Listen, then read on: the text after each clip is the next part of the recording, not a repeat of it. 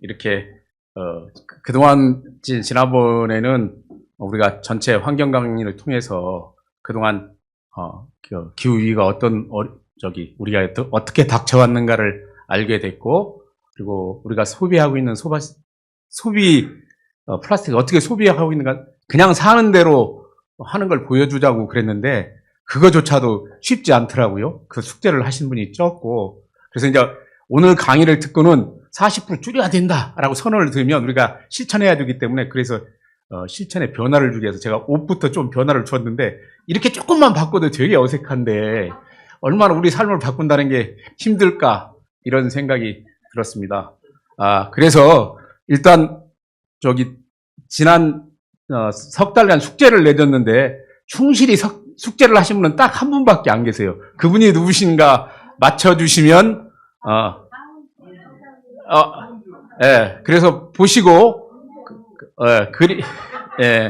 우리 교회 플라스틱의 선구자이실 것 같습니다. 저렇게 내신 분들은, 가끔 한 분씩 내신 분 있고, 나머지 오직 매주마다 성실하게 매주를 내신 분은 우리 강원주님입니다. 그래서 대부분 저렇게 쭉 해서 박사님이 연구하는데 한 분이어서 데이터가 별 의미가 없어가지고 힘들었다는 얘기는 들었습니다만, 그래도 저렇게 열정적으로 끝까지 참여해주신 우리 강원주님한테 선물을 드리도록 하겠습니다. 자, 김 박사님 나오셔서 선물 증정하도록 하고, 네, 나오세요. 앞에서 사진 나와야 됩니다. 통으로 5만원 상당의 사진 찍어야지. 앞으로 하고 있어. 무거워요?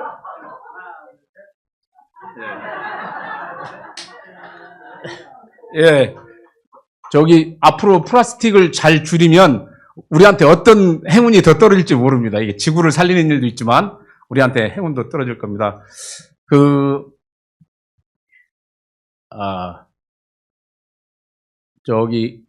김원 박사님 서울에서 카니발을 타고 오셨대요.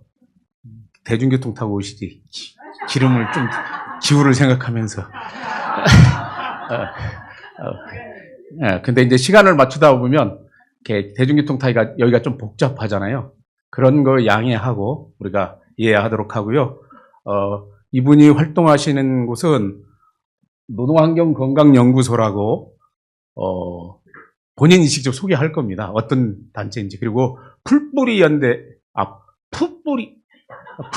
아니고 풋뿌리 연대, 그러니까 플라스틱 뿌리 뽑는 연대라고 하는 데서 활동하고 계시고 있습니다.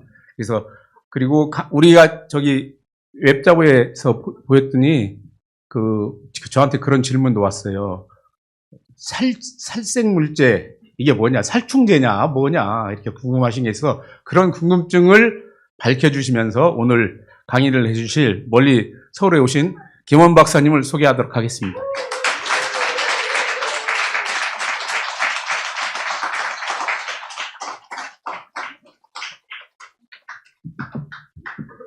네, 반갑습니다. 방금 소개받은 노동환경건강연구소의 김원입니다. 반갑습니다. PPT를 보면서 바로 시작하도록 하겠습니다. 오늘의 제목은 플라스틱 40% 줄이기 2030년까지인데요. 사실 40%가 여러 가지 시나리오가 있습니다. 여러 가지 시나리오가 있는데 그 중에 가장 낮은 시나리오가 40% 정도를 줄이는 건데, 이 40%를 왜 줄여야 되느냐, 그리고 지금 아마 전체적인 아마 주제는 기후위기인 것 같습니다. 기후위기를 이야기하는데 왜 플라스틱을 이야기하는 것이며, 플라스틱을 얼마나 줄여야 기후위기에 기여할 수 있을까, 이 이야기를 아마 오늘 이제 하게 될 거고요. 제가 이 포인트를 누르는 게 익숙치 않아서, 이쪽을 보고 해야 되는군요. 목차는, 맨 처음에 왜 플라스틱을 이야기하는가부터 시작을 하게 될 거고, 이 플라스틱이 인류가 초래한 3대 위기가 있습니다. 그것의 이제 핵심 원인으로 지목이 되고 있고, 이것이 이제 화석 연료를 기반으로 만들어진 것이기 때문에 그 이제 뿌리가 되고 있고요. 그 다음에 플라스틱을 사용하는 것 자체도 문제지만 그 플라스틱에 사용되는 굉장히 유해한 화학 물질들이 있습니다. 그리고 왜 저희가 아니 제가 아니지만 왜 여러분들이 그 대안으로 지금 글래스락 맞죠? 네, 글래스락 같은 것들을 이렇게 선물로 드리는지 그 이유는 거기에도 들어가 있긴 합니다. 그러면 우리나라 사람들은 혹은 여러분들은 플라스틱을 사용하면서 얼마나 많은 유해 물질에 노출될 수 있는지 그 데이터를 좀 보여드리려고 하고요. 그래서 결국 그 플라스틱을 줄이기 위해서 국제적으로 굉장히 큰 이런 움직임이 있습니다. 그게 이제 국제 플라스틱 협약, 줄이면 이제 국제 플라스틱 협약이라는 건데 그게 지금 실제로 이제 진행되고 있고요. 근데 굉장히 어려운 과정을 거치고 있습니다. 그래서 그 내용이 어떻게 진행되고 있는지, 그래서 우리가 어떤 것들을 요구해야 될지 그런 이야기들을 오늘 좀 하려고 합니다. 저도 여기 교회, 저 사실 진짜 교회에서 할 줄 몰랐습니다. 그냥 장소를 대여하셨나? 라는 생각했었는데, 진짜로 교회네요. 제가 이렇게 생겼지만 저도 집사 직분을 갖고 있습니다. 제가 왜 집사인지는 아직도 제가 이해를 하지 못하고 있는데, 제가 결혼하기 전에 와이프한테 그런 약속을 했다고 하더라고요. 결혼하면 꼭 교회를 같이 간다는 약속을 저는 전혀 기억하지 못하는데 그랬다고 했습니다. 그래서 제가 이제 결혼하고 나서 이제 바로 이제 교회를 다니기 시작했는데, 그러니까 한 20년 다녔거든요. 출석만 했는데, 죄송한 말씀인데, 저는 이제 출석만 했는데, 같이 다니시는 분들이 이름을 부르기가 너무 어렵다. 뭐, 이제 자매님, 형제님, 혹은 무슨 집사님, 장로님 이렇게 하시잖아요. 그래서, 너도 해라. 그래서 저도 어쨌든 집사이긴 합니다. 그래서 믿음이 부끄럽지만 아마 발목 정도이지 않을까 싶습니다. 집사이긴 하지만.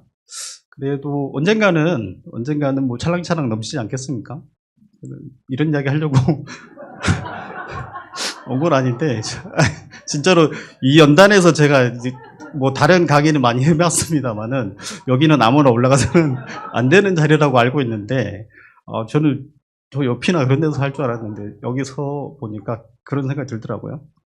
근데 어쨌든 제가 그런 낮은 수준의 믿음을 갖고 있습니다만은 그래도 하나 제가 이제 계속 이제 환경적으로 하고 있다 보니까 적어도 최소한 세상은 창조된 대로 처음 창조된 그 모습 그대로여야 되지 않을까. 거기에 인간은 지나간 흔적을 남기지 않고 왔다가 가는 게 순리이지 않을까라고 생각하는데요. 그렇지 못하기 때문에 우리가 지금 여기까지 모여서 이런 이야기를 하고 있는 것 같습니다. 제가 다니고 있는 노동환경건강연구소라는 것도 사실 그런 이제 해서는 안 되는, 남겨서는 안 되는 슬픈 역사를 갖고 있는 곳인데 아마 많은 분들 기억하고 계실 것 같아요. 원진레온이라는 큰 재해가 있었는데요. 그게 아마 60년대, 70년대에 우리나라가 이제 일본의 원조 비슷하게 받아서 일본에 있는 공장에 있는 기계를 뒤로 와가지고 원진레이온이라는 공장을 세웠습니다. 레이온은 아시죠? 그게 꽤 고급 섬유이고, 그다음에 인공 비단이라고 알려져 있고 굉장히 좀 부드럽고 해서 고급 섬유이기 때문에 그것을 만드는 공장, 레이온을 만드는 공장 이름이 이제 원진 레이온이라는 공장을 만들었습니다. 근데 이제 그 당시만 해도 이제 뭐 노동자나 뭐 노동 환경 그것에 대한 관심이 없었기 때문에 그냥 원래 생긴 그대로 기계에 생긴 그대로 그렇게 썼죠.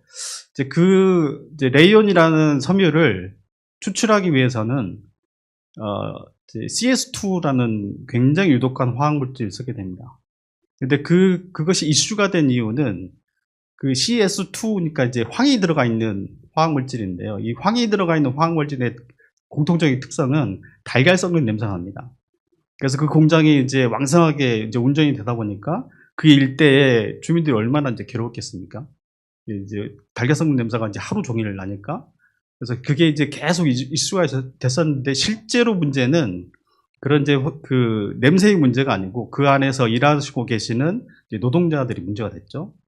그래서 그게 실제로 이제 오랫동안 일하셨던 분들이 오랫동안 일하다가 한 번, 두 번 이제 병에 걸리기 시작합니다. 그리고 이제 이 CS2라는 이제 화학물질의 특성은 지질 성분을 잘 녹입니다. 근데 우리 몸의 신경이 대부분 지질로 이루어졌기 때문에 그 신경에 굉장히 유독한 물질입니다. 그래서 뇌신경이나 중추신경에 치명적으로 손상을 주고 나중에 이제 뇌암에 걸리거나 여러 가지 뇌심혈관계랑 연결된 질병들에 걸려서 많은 사람들이 고통을 받게 됩니다. 그래서 결국 최종적으로는 약 1000명에 가까운 직업병 환자들이 단 하나의 공장에서 이렇게 희생자들이 발생을 했고요. 그래서 이제 80년대 말에 그것이 그 사회적인 문제가 됩니다. 그래서 그 희생자들이 처음에는 직업병으로 인정받지 않았습니다. 요즘에는 직업병 의심이 되면 이제 심의를 받고 이제 인정이 되는 이 체계가 과거보다는 많이 좋았습니다만 그 당시에는 그런 게 없었거든요. 그래서 많은 이제 시민사회 단체들이랑 그 피해자들이 같이 열심히 오랫동안 그러니까 정부에게 직업병으로 인정받기 위해서 오랫동안 이제 이게 열심히 활동을 하셨고, 결국에 그렇게 인정이 됐습니다. 그 인정이 된 계기도 사실 좀 웃긴데, 그게 88년이거든요. 88년이면 이제 서울올림픽. 그래서 이제 그 당시 정부가 우리도 전 세계에 이제 우리 역량을 뭐 이렇게 세계에 알리는 큰 잔치로 준비했었잖아요. 근데 그 피해자들이 정부가 하도 이제 대화에 나오지 않으니까, 그러면 우리가 시가행진을 하겠다. 그러니까 이제 부랴부랴 정부가 나와가지고, 그래서 이제 협상 테이블이 만들어지고 빨리빨리 이제 속도가 진행이 되면서 결국에는 인정이 됐습니다. 그런 것처럼 저희 연구소가 만들어진 거는 그래서 그 피해자분들을 케어하기 위해서 병원 2개가 만들어졌고요. 그다음에 그 피해자들을 관리하기 위해서 이제 재단이 만들어졌고, 그 재단에서 병원 2개를 만들고, 그다음에 이런 끔찍한 이런 화학물질로 인한 끔찍한 사고가 더 이상 만들어져서 이제 재현돼서는 안 되겠다. 그래서 민간에서라도 이런 것들을 집중적으로 연구할 수 있는 연구소가 필요하겠다. 라고 99년에 저희 연구소를 만들었습니다. 그래서 저희 연구소가 초기에는 주로 이런 이제 공장에 쓰이는 유독한 화학 물질에 대한 연구를 많이 했고요. 그리고 한 2010년도, 그 이후로 한 10년을 넘어가면 그 경계에 대한 이야기. 공장에서 쓰던 유독 물질이 환경을 넘어서게 되면 그게 또 주변을 오염시키겠죠. 그래서 여러 이제 암말 뭐 이런 이야기 많이 들어요. 어떤 데는 주변에 무슨 공장 때문에 무슨 질병 혹은 암이 많이 걸린다더라. 그래서 그런 주변 환경에 대한 연구도 많이 했고요. 그리고 가장 최근에는 우리 일상생활에도 사실 여러 가지 화학물질들을 많이 사용하고 있지 않습니까? 그 대표적인 게 아마 가습기 살균제 같은 것이 될 텐데, 그런 것들 포함해서 여러 가지 우리 생활 영역에까지 침범하고 있는 화학물질에 대한 이야기들을 연구를 하고 있습니다. 그래서 그 중에 아까 이제 살생물제, 제가 지금 살생물제위원회에 거기 들어가 있기도 한데, 그 살생물제라는 것이 아까 말씀드린 이제 가습제, 살균제 같은 게 될 거고요. 그 가습기 살균제가 사실은 바닥 청소용, 화장실 청소용 그 세척제였는데, 그 용도로 사용했으면 사실 큰 문제는 없었을 겁니다. 근데 그 용도로 쓰던 것을 이제 가습기 용도로 사용을 해버린 거죠. 바닥에만 이게 사용하는 거였으면 별 문제가 없었을 텐데, 가습기로 사용하게 되면 이게 공기 중으로 아주 작은 분말로 공기 중으로 이제 이게 나오게 되고요. 그것을 아이나 이제 그 부모들이 이렇게 들이마시게 된 거죠. 안전성이 테스트되지 않았는데 그 형태로 이제 사용을 하게 되면서 이제 심각한 문제가 발생한 그런 케이스가 돼서, 그 이후로 사실 우리나라 화학물질에 대한 여러 가지 관리가 엄격하게 이렇게 되는, 어떻게 보면 사실 끔찍한 이야기긴 한데, 저희 연구소가 만들어진 배경이 됐었던 원진 레이어는 결국에 문을 닫고 그 공장은 이제 팔렸습니다. 매각이 됐습니다. 근데 그 공장에서 사용됐었던 기계는 중국으로 팔려갔습니다. 그래서 중국으로 팔려갈 당시에 여러 전문가들이 굉장히 우려를 많이 했는데, 우리나라에서 끔찍하게 이런 재난이 많이 발생한 기계를 거기서 그대로 갖고 가면 거기서 큰 문제가 발생할 텐데 어떻게 하려고 하느냐. 그러니까 중국에서는 그때 관계자가 우리는 사람이 많다라는 이야기를 했다고 합니다. 근데 결국 중국에서도 비슷한 문제가 발생을 했고요. 그래서 그 당시에 중국에서 논문이 가장 많이 나왔습니다. CS2 중독에 의한 피해를 이제 입증하는 그런 연구들이 많이 나왔고, 결국에는 제가 듣기로는 중국에 있는 공장도 폐쇄가 되고 다른 곳으로 갔다고 한 비공식적인데, 이거 녹화되는 겁니까? 녹화되는 건가요? 예. 다른 나라로 갔다고 합니다. 그런데 우리나라에 온 그 기계도 사실 일본에서 건너왔고요. 일본에서도 역시 문제가 있었고, 일본 전에 이제 이 패션 산업이 그 전에 유행했었던 미국이나 이탈리아에서도 비슷한 문제가 있었습니다. 따지고 보면 이 위험이라는 것은 그 위험을 관리할 수 있는 제도나 시스템이 없는 곳으로 흘러가는 것 같습니다. 미국이나 유럽에서 이미 유행을 했었고 그 문제가 발생을 해서 일본 건너갔다가 우리나라로 왔다가 중국으로 갔다가 중국보다 더 관리가 되지 않는 어느 나라로 또 흘러갔겠죠. 이런 흐름을 보면 가습기 살균제도 사실은 가습기 살균제가 그런 문제가 됐기 때문에 그 이후로 그 비슷한 문제가 생기지 않도록 준비를 하게 됩니다. 미리 준비를 했으면 그런 문제가 생기지 않았을 텐데 준비가 안 됐기 때문에 그 위험이 그렇게 흘러가서 거기에서 이제 발생이 된 거라고 봅니다. 살생물제 같은 예를 다른 걸 들어보면 에프킬라 같은 것가 살생물질이죠. 그러니까 우리가 위생을 위해서 어떤 이제 그 미생물이나 이런 것들을 죽이기 위해서 만들어진 제품, 이런 것들을 이제 지금은 살생물제 그런 환경부의 그 위원회를 만들어서 그것이 시장에 판매되기 전에 위험성 평가를 합니다. 위험성 평가를 해서 심사를 다 한 다음에 심의를 거쳐서 그 시장에 팔아도 되냐, 그렇지 않느냐. 그것이 준비된 거 결정적인 계기가 이제 가습기 살균제가 됐었던 거죠. 그런 끔찍한 사고가 있어서 그 다음에 이제 시스템이 들어온 건데, 그렇게 되지 않기 위해서 더 열심히 이제 해야겠죠. 그런 비슷한 예가 될 것이 지금 플라스틱이 딱 그 예가 될 것 같습니다. 지금 우리가 플라스틱을 굉장히 편안하게 많이 사용하고 있습니다만은 그 플라스틱 때문에 앞으로 우리가 겪게 될 이제 인간과 환경에 대한 여러 가지 피해가 예측됨에도 불구하고 이거는 이제 벌써 이미 예측이 되고 있는데 그 예측이 된 것도 그 피해가 지금 계속 쌓이고 있었기 때문입니다. 그래서 그 피해가 쌓이고 있었기 때문에 지금에서야 이제 늦게나마 이제 플라스틱을 관리해야 되는 이런 필요성을 지금 이야기하고 있는 건데요. 그런 것처럼 인류가 지금까지 살아오면서 초래한 3대 위기가 있습니다. 이거 지금부터 제가 보여드릴 것들은 대부분 영어이긴 한데 그림 위주로 설명을 드리겠습니다. 이게 이 양질의 정보 대부분이 영어로 이제 먼저 들어온 정보들이 많기 때문에 그래서 기본은 많이 이렇게 준비가 됐습니다만 제가 그냥 설명을 드리는 걸로 대신하겠습니다. 위에 핵심 한가운데 까맣게 되는 게 이제 플라스틱이고요.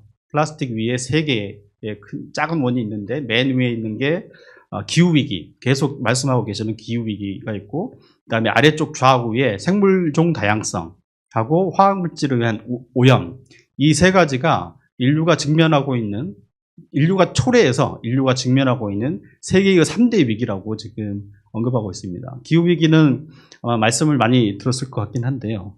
이거는 플라스틱이 왜 기후위기에 기여하느냐는 뒤에 다시 설명드리도록 하겠습니다. 그리고 생물종 다양성에 대한 이야기도 뒤에 다시 하겠지만, 어쨌든 플라스틱이 우리 아마 다큐멘터리에서 가장 많이 본 것이 이것일 것 같습니다. 생물종 다양성을, 생물들을 어떻게 플라스틱이 위협하고 있느냐, 그 그림을 몇 가지 연상하시면 되실 것 같고, 화학물질의 오염은 우리 주변에 일상으로 너무 많이 이제 벌어지고 있기 때문에 그것도 충분히 이제 예측하실 수 있을 것 같습니다. 플라스틱이 이 3가지 위기를 모두 직접적으로 100% 다 초래했다라고 보기는 어렵지만 이것의 이 원인의 상당 부분을 차지하고 있다. 이렇게 이해하시면 될 것 같습니다. 그래서 플라스틱이 왜 기후위기에 기여하고 있느냐? 이것을 생산하고, 그러니까 이 원료를 채굴하고, 원료를 만들고, 그 원료를 이용해서 플라스틱이라는 제품을 만들고, 그것이 폐기되는 전 단계에 이산화탄소로 환산될 수 있는 이런 기후위기에 초래하고 있는 양들이 집계가 됩니다. 예를 들면, 이 화석 원료로 만들기 때문에 석유를 캐내야겠죠. 석유를 캐낼 때, 이 CO2 가스로 환산할 수 있는 기후위기를 초래할 수 있는 대기오염 가스가 발생을 합니다.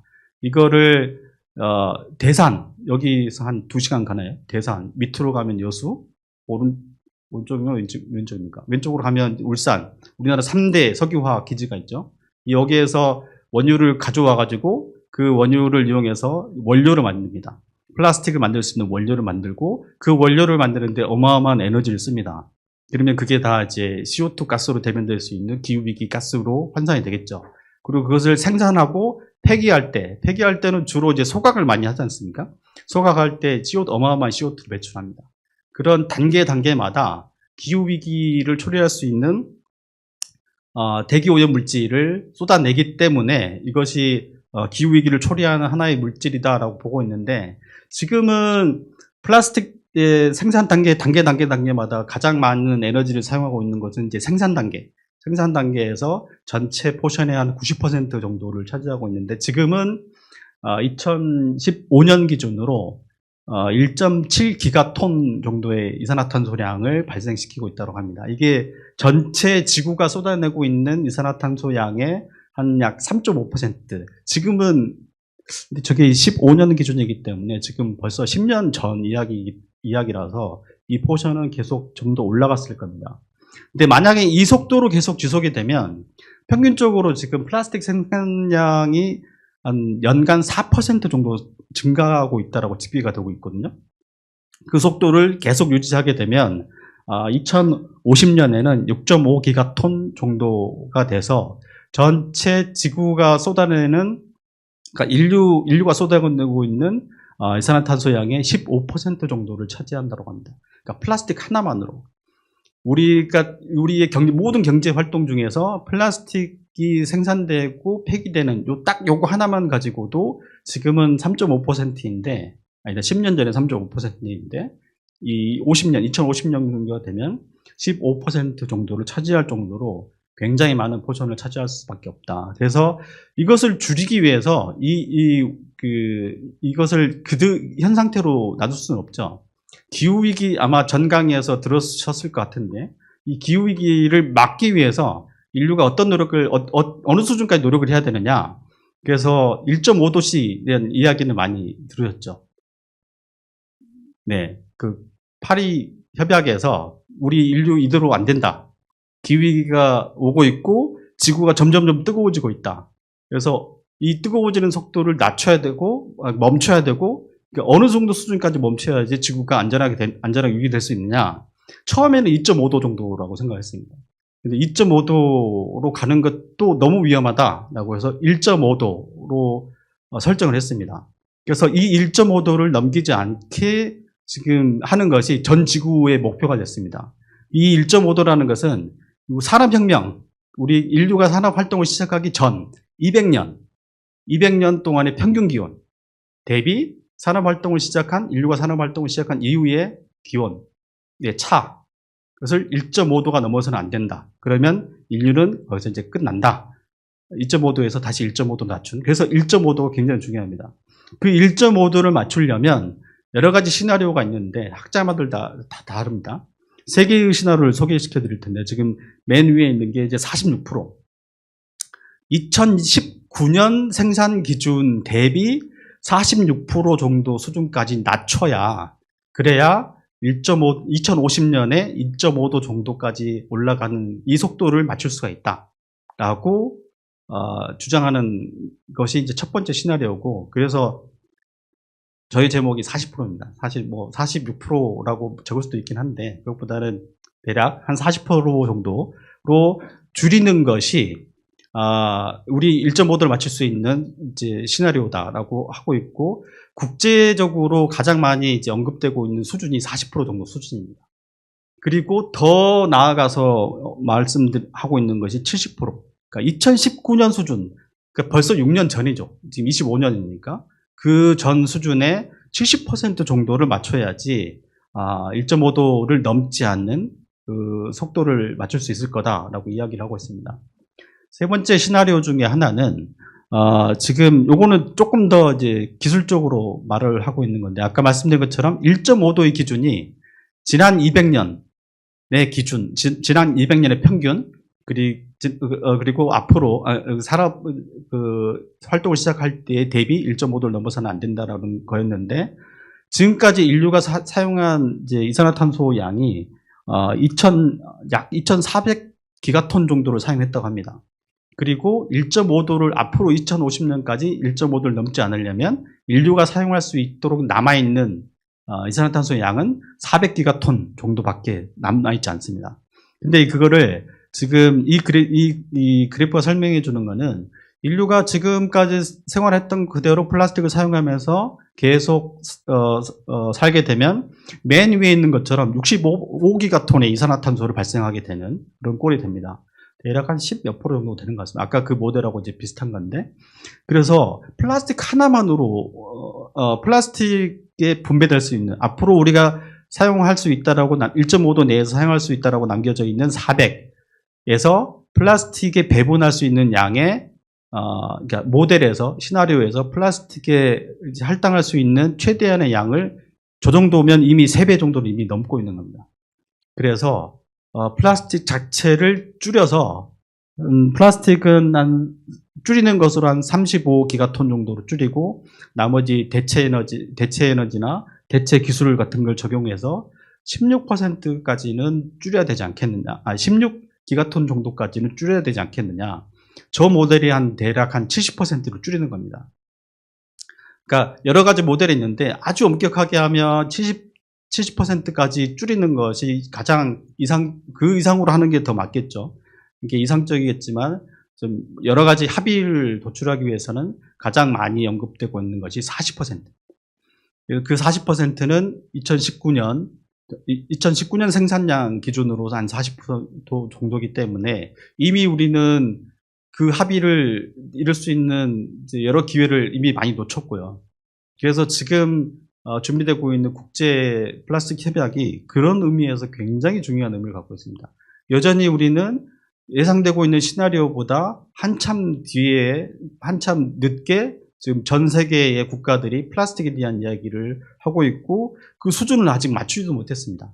같이 시작하자라는 것도 같이 합의를 보지 못했고 어느 수준까지 하자라는 이야기는 아예 꺼내지도 못한다는 거기 때문에 그래서 이제 플라스틱의 사용과 플라스틱에 대한 규제, 그다음에 전 세계적인 합의 이런 것이 이제 중요한 의미를 갖고 있고 그 와중에 40% 정도는 돼야 그나마 어느 정도 수준을 달성할 수 있다라고 지금 전 세계적으로 이야기를 하고 있습니다.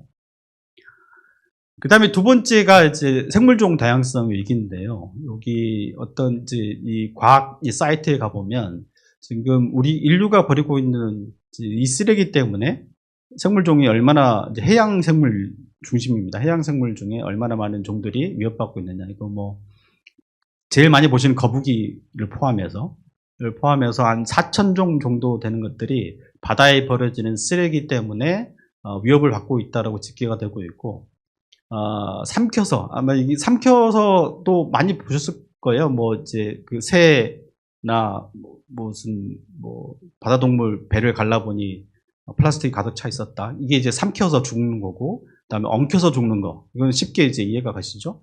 그다음에 생태계 침범이라고 제가 이제 해석을 해놨는데 이게 컬로니제이션이라고 해서 이건 좀 생소한 개념인데 플라스틱에 이제 쓰레기가 돼서 이제 그 위에 플라스틱 위에 여러 가지 이제 크거나 작은 생물들이 붙어서 살겠죠.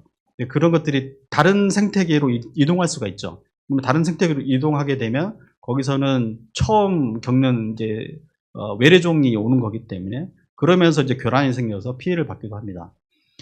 근데 그렇게 피해를 주는 이제 해양 쓰레기를 집계를 해 보니까 오른쪽에 있는 그래프의 가장 아래에 까만색 이게 이제 플라스틱이고요. 그다음에 그 위에 여러 가지 형태의 플라스틱 성분으로 되어 있는 여러 가지 쓰레기들이 집계되어 있습니다. 그 중에 아마 까만 플라스틱이 바로 위에 있는 게 담배꽁초.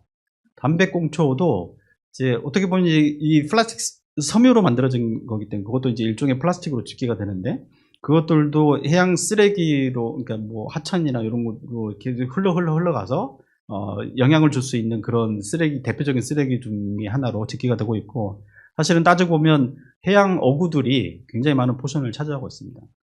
여러 가지 종류의 해양 어구들이 이게 바다에서 생물종들을 위협하는 그런 쓰레기들로 집계되고 있습니다. 이 플라스틱은 석유화학 제품입니다.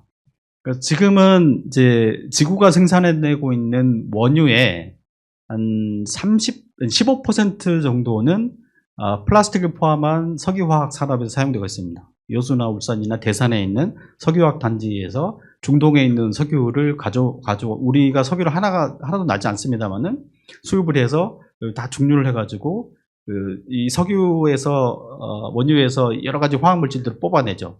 그래서 자동차에도 사용하고 플라스틱을 만드는 데 사용하고 그렇게 원유에서 지금은 15% 정도는 플라스틱을 포함한 석유화학 산업에 그걸 사용되고 있습니다. 그중 원유는 원유에서 한 55%, 그다음에 가스에서는 한 40%가 이렇게 들어오고 있고요. 그런데 이게 지금은 한 15, 16% 정도 되는데 지금 석유화학 산업이 계속 성장하고 있거든요. 아마 우리나라는 지금 석유화학 산업이 최근에 굉장히 어려운 상황을 맞닥뜨리고 있습니다. 왜냐하면 중국이 어마어마하게 성장을 했었거든요. 그래서 중국이 전 세계 석유화학 산업의 생산의 한 40% 정도를 차지하고 있을 정도로 최근에 어마어마하게 성장을 했습니다.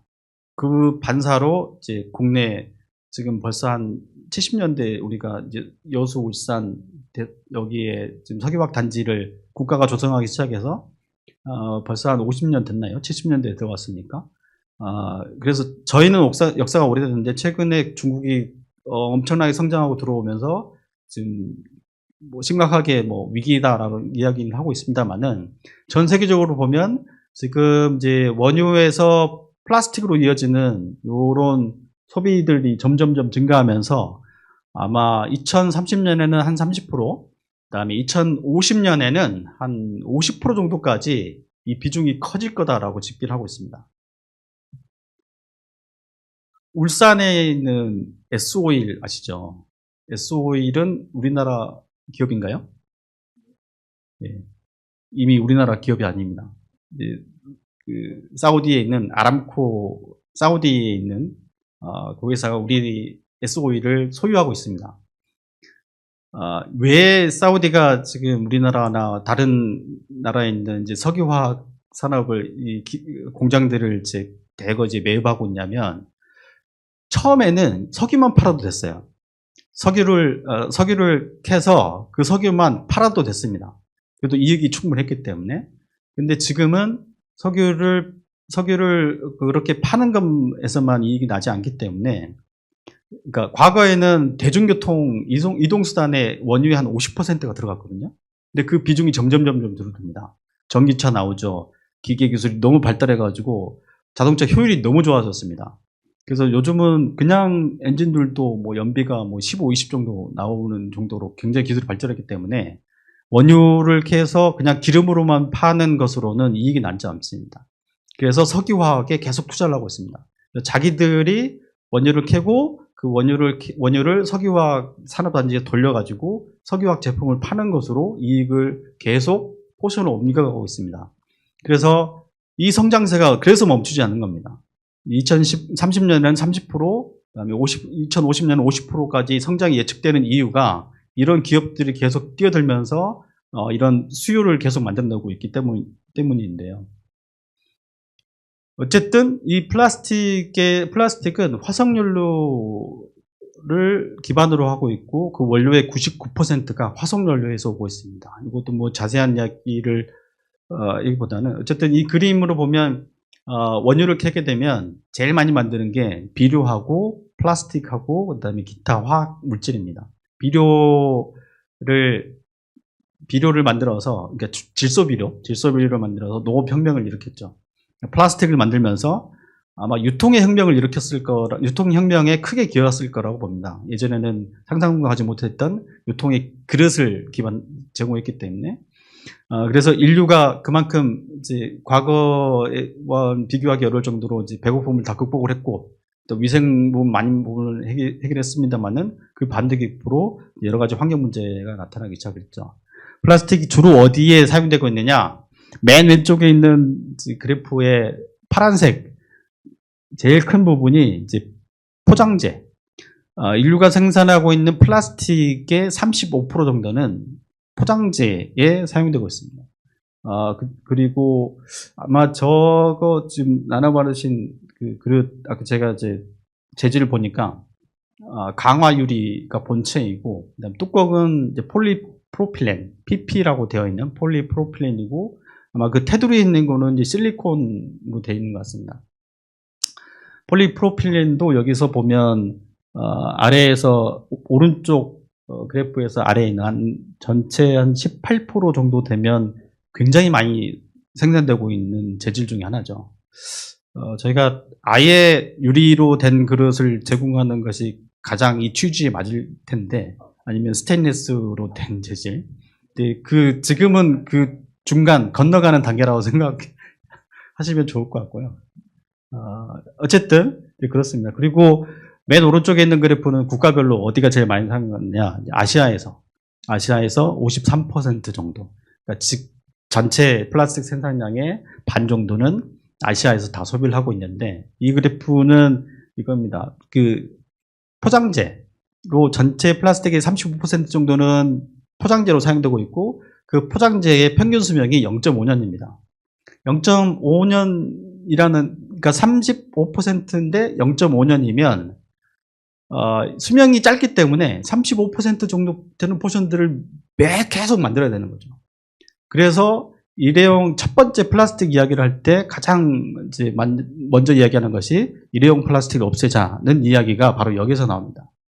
35% 정도 되는 양이 포장재로 만들어지고 있고, 그래서 평균 수명이 0.5년밖에 되지 않기 때문에 플라스틱 생산의 원동력이 되는 거죠. 그래서 이제 일회용 플라스틱을 없애야 된다라는 이야기가 그렇게 나오고 있습니다. 그래서 계속 그 성장세는 줄어들지 않을 것이다라는 것이 좀 암울한 전망입니다. 경제 성장, 국제 경제는 계속 성장하고 있고, 인구도 계속 증가하고 있죠. 지금 인도가 중국을 앞지를 정도로 어마어마하게 인구가 증가하고 있습니다. 기술 발전으로 인해서 석유화학 제품에 대한 수요는 계속 증가할 거고, 그 포션이 되고 있는 플라스틱은 이 성장세를 계속 타고 갈 거다. 우리나라를 포함해서 유럽 같은 국가들이 재순환, 재활용 많이 하는 국가들로 되게 칭찬을 많이 받죠. 우리나라가 의외로 이런 부분에서는 되게 국제적으로 칭찬을 많이 받는 국가 중에 하나입니다. 재활용 잘하고 있고, 그다음에 아파트 단지나 일반 주거에서도 분리수거 엄청나게 하잖아요. 물론 그 분리수거가 실제로 분리수거가 잘 되느냐는 두 번째 문제지만, 시민들이 적극적으로 참여해서 그 시스템에 완활하게 잘 굴러갈 수 있도록 다들 동참하시잖아요. 그래서 전 세계적으로 항상 재활용에 대한 이야기를 하면 한국 빠지지 않습니다. 그래서 그 OECD에서 나온 보고서에도 보면 한국, 유럽, 일본 재활용 너무 잘하고 있다. 그러나 그걸로 이 성장 속도를 꺾을 수가 없다. 그래서 문제제기가 지금 계속되고 있는 겁니다. 얼마나 많이 증가했느냐? 이게 이제 1950년대에 플라스틱이 최초 개발되기 시작하면서 지금까지 생산된 플라스틱의 총량을 누적으로 이제 집계한 겁니다. 그래 지난 10년간 지금 50년부터 시작해서 지금 이 그래프는 2015년까지일 겁니다. 2015년, 그러니까 45년 동안 생산된 전체 플라스틱 양의 절반이 최근 13년 사이에 만들어진 겁니다. 이런 이야기는 그 생산의 속도가 어마어마하게 증가했다는 거죠. 1950년에는 플라스틱 생산량이 2메가톤 정도밖에 되지 않았습니다. 근데 지금 2015년에는 380메가톤. 그러니까 이게 따져보면 한 200배가 증가한 거죠. 그리고 앞으로도 이 속도는 떨어지지 않을 것이고, 2050년에는 지금 대비 많게는 2배 정도라고 예측하시는 분도 있습니다. 그래서 이 속도가 떨어지지 않을 거다. 아까 이제 포상을 받으신 분도 이제 기록을, 한 분이라서 사실 그림을 그린다는 것이 의미가 없는데, 맨 위에 있는 회색 그래프가 이제 총량.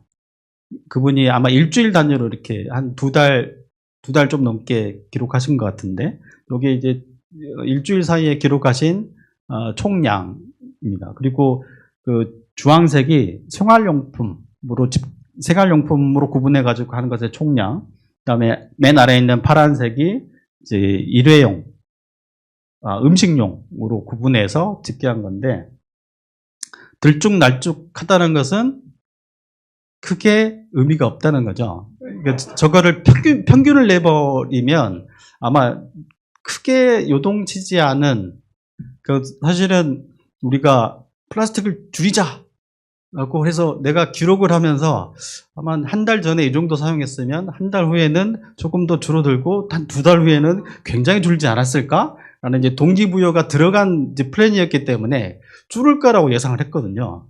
근데 이렇게 나올 줄 몰랐습니다.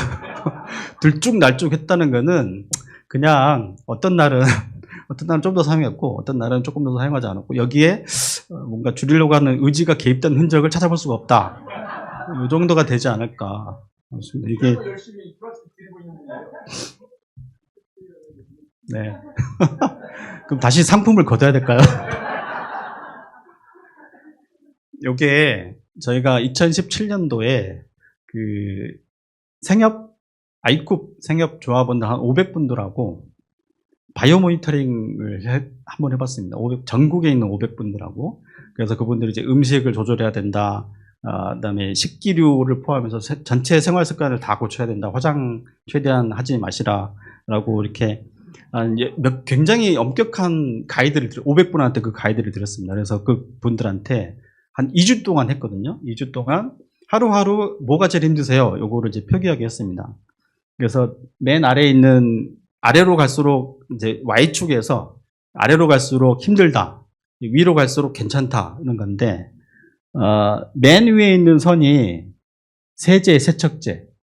맨 위에 있는 선이 세제, 세척제는 저희가 가이드를 몇 개 드렸더니 쉽게 고칠 수 있어요. 예를 들면 뭐 베이킹 파우더나 그 다음에 무슨 거 있잖아요. 요즘 시중에 많이 나오는 거.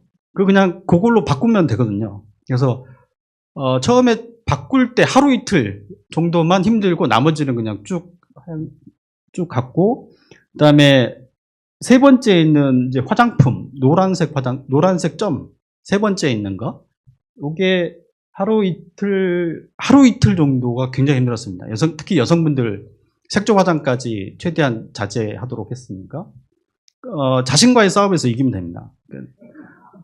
다른 사람이 나를 어떻게 바라볼까에 대한 두려움만 떨쳐내면 그것도 한 이틀 정도면 충분히 극복할 수 있다. 근데 가장 어려웠던 것이 제일 밑에 있는 생활 습관을 고치는 거. 프라이팬을 교체하고 집안의 식기들을 다 교체하고 이 패턴을 바꾸는 것이 가장 힘들었습니다. 개선되지가 않습니다. 아마 그것과 비슷하지 않았을까. 그래서 앞에 성적이 좋지는 않았습니다만은 이게 다른 분들과 크게 다르지 않았을 거다. 네. 하셨습니까? 있었을 거라고 생각합니다. 저희가 드린 가이드는 이제 음식 포장재나 이 플라스틱에 대한 거기 때문에 플라스틱이 얼마나 사용하냐 개수를 따지는 거기 때문에 예를 들면 그 전에 밖에서 요즘 커피나 이런 거 음료들 많이 먹죠. 특히 여름에 더 많이 먹지 않습니까? 그러면 당연히 그거 이제 플라스틱 용기 많이 사용하게 될 거고, 혹은 이제 외식을 하거나 포장 음식을 먹게 되면 당연히 그 개수도 많이 늘게 될 거고, 이제 장보기 할 때 다 하셨을 것 같긴 한데, 장보기 하셨을 때도 플라스틱 비닐 포장 이제 사용하게 되고, 그런 개수들을 다 적어보자는 거였잖아요. 자기 쓰레기통에 뭐가 있는지. 그것을 나뿐 아니라 가족의 기록이기 때문에 가족 전체의 다짐이 필요한 부분도 있을 거라고 생각이 됩니다만은, 어쨌든 숫자는 거짓을 하지 않으니까요. 그래서 노력은 했을 거라고 생각이 되지만 결과는 신통치 않았다. 근데 그것이 우리가 살고 있는 환경 내에서 그렇게 쉽게 달성할 수 있는 일은 아닌 것 같다라는 말씀을. 그렇게 얘기하면 숙제 안 한 사람들이 다 면접 물어봤잖아요. 숙제 한 사람을 그렇게 혼내치면 안 되죠. 네. 교회니까 양심의 가책은 자기 스스로에게 맡기는 걸로. 이게 이제 그 전체 플라스틱 흐름을 도식화한 겁니다. 인류가 1년에 플라스틱을 얼마나 많이 사용하느냐. 이제 420 메가톤 정도를 1년에 사용한다고 하고, 맨 왼쪽에 있는 게 이제 들어오는 양이고요. 그 중에 요즘 바이오 플라스틱 많이 이제 되잖아요. 바이오 플라스틱이 차지하는 비중이 1%가 채 안 됩니다. 한 0.5%? 그리고 그것이 대부분 사용되다가 대부분 폐기가 됩니다. 이제 이 그림을 뭐 자세히 설명드리기 좀 어렵지만, 그래서 큰 줄기가 오다가 위쪽으로 가는 부분 있죠. 위쪽에 가는 부분이 재활용되는 포션이 전체 9%밖에 되지 않습니다. 나머지는 다 어디로 가느냐? 나머지는 이제 우리 매립을 하는 게 중간에 오른쪽으로 가다가 가지가 하나, 둘, 셋, 네 개가 있죠. 맨 위에 있는 가지가 재활용으로 들어가는 코스고, 그 다음이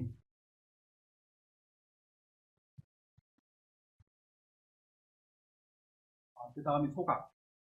그 다음이 소각이고, 그 다음이 매립, 그 다음이 유실. 매립이 상당히 많죠. 매립이 상당히 많고, 그리고 상당 부분이 유실되어서 우리가 매립지로 가지지 않는 땅으로 오염되는, 그냥 땅으로 버려지는 것, 그리고 해양으로 버려지는 것, 이렇게 나눈, 오른쪽에 이제 주황색으로 작은 가지들이 그런 것들을 표현하고 있습니다.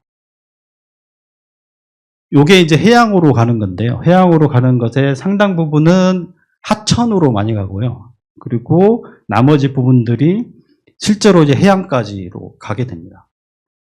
그리고 지금까지 누적돼 있는 양이 해양과 하천에 각각 100메가톤, 10메가톤 이 정도가 각각 해양과 하천에 지금까지 누적적으로 남아 있는 양, 이렇게 비교가 되고 있습니다. 그래서 미세 플라스틱 이야기 많이 하잖아요.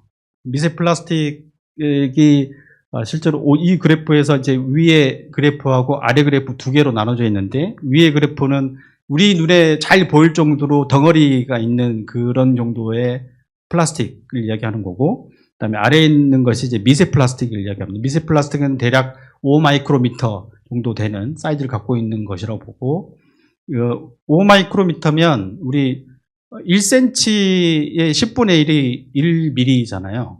1mm의 절반 정도. 우리 눈으로 보기는 사실 어렵죠. 그리고 아무도 못 볼 것 같습니다. 지금 연령으로 봐서는. 요게 2020년 기준으로 우리 앞에 그림에 보면 지금 매년 하천과 해양에 이 플라스틱 쓰레기가 들어가잖아요. 들어가는데 전 세계가 그래, 2020년을 기준으로 우리 딱 해양과 하천에 들어가는 쓰레기 막아보자 라고 다 협약을 하고 실제로 지켰다고 칩시다. 그러면 어떻게 되냐면 위에 그래프에 있는 제 손 여기 요렇게 따라가면 그 파란색 선이 있잖아요. 아래에 있는 파란색 선처럼 2020년을 기준으로 꺾일 수 있습니다. 모든 국가가 합의를 하고 모든 국가가 다 철저히 지켰습니다. 그러면 2020년부터 해양으로 들어가는 플라스틱, 이 큰 쓰레기들이 다 줄어듭니다. 그런데 아래쪽 그래프는 미세 플라스틱인데 아래쪽 그래프는 꺾이지 않죠. 2020년에 모든 국가가 단 하나의 플라스틱도 해양에 이제 버리지 않게 관리를 하더라도 미세 플라스틱은 줄어들지 않습니다. 왜냐하면 이미 해양과 하천에 지금까지 우리가 버려놓은 쓰레기들이 어마어마하기 때문에 우리가 2020년에 쓰레기 투기를 막는다고 하더라도 미세 플라스틱은 줄어들지 않습니다. 그래서 어떤 결과를 초래하게 되느냐? 그래서 2100년 정도 되면 지금에 비해서 해양에 떠다니는 미세 플라스틱 양이 한 50배 정도 늘어난다고 보고 있고요.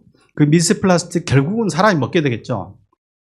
여기 이제 오른쪽에 있는 그림이 사람은 그러면 얼마나 많이 먹게 될까? 요거를 유럽 사람들은 홍합 많이 먹는가 봐요. 홍합을 기준으로 우리가 얼마나 많이 먹게 되느냐? 지금 기준으로는 한 1년에 많게 보면 한 10,000개 정도 되는 1년에 10,000개 정도는 홍합 기준으로 10,000개 정도 되는 미세 플라스틱을 섭취하게 되는데 2100년 정도 되면 44만 개 정도, 4.4 곱하기 10의 5승이니까 그러니까 섭취하는 미세 플라스틱은 어마어마하게 이제 실제로 어마어마하게 증가될 수 있다. 이렇게 이제 집계를 하고 있습니다.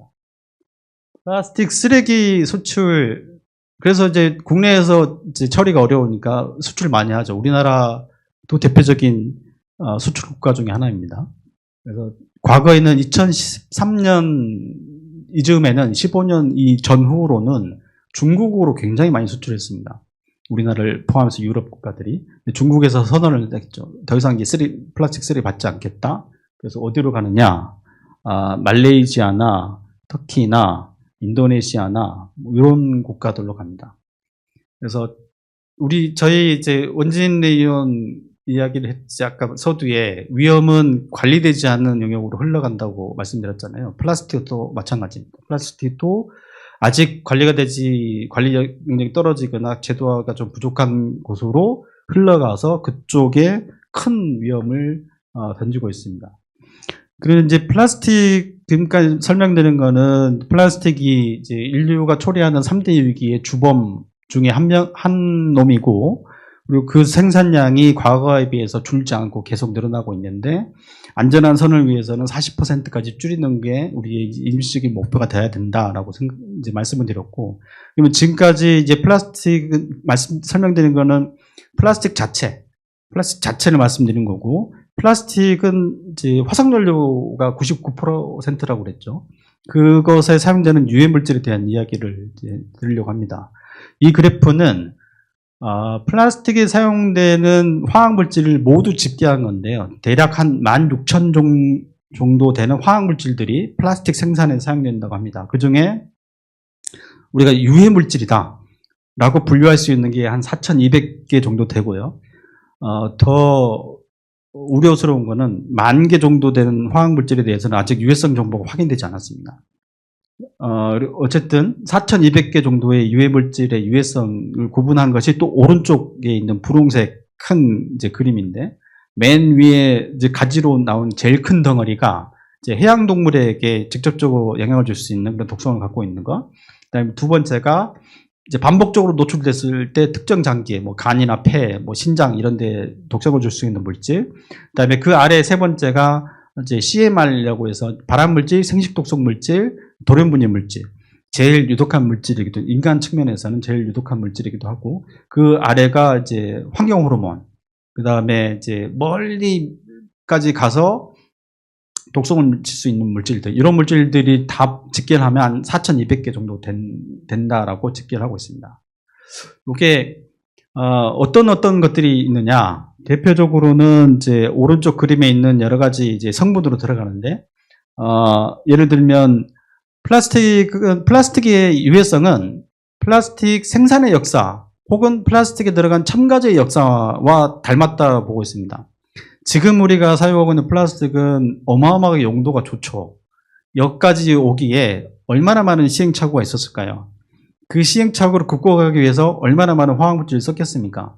예를 들자면 밖에서 이 플라스틱을 오래 사용하게 되려면 햇빛에 잘 견뎌야겠죠. 그러면 UV 자외선 안정제를 넣어야 됩니다. 여러 가지 색깔을 내려면 안료를 내야 되죠. 그 안료에는 이제 중금속이 들어가 있을 거고, 그다음에 플라스틱을 사용하면서 제일 염려가 되는 것 중에 하나는 열에 잘 견뎌야 됩니다. 이 화재가 되면 안 되니까. 그러면 거기에 이제 난연제를 넣어야 되고요.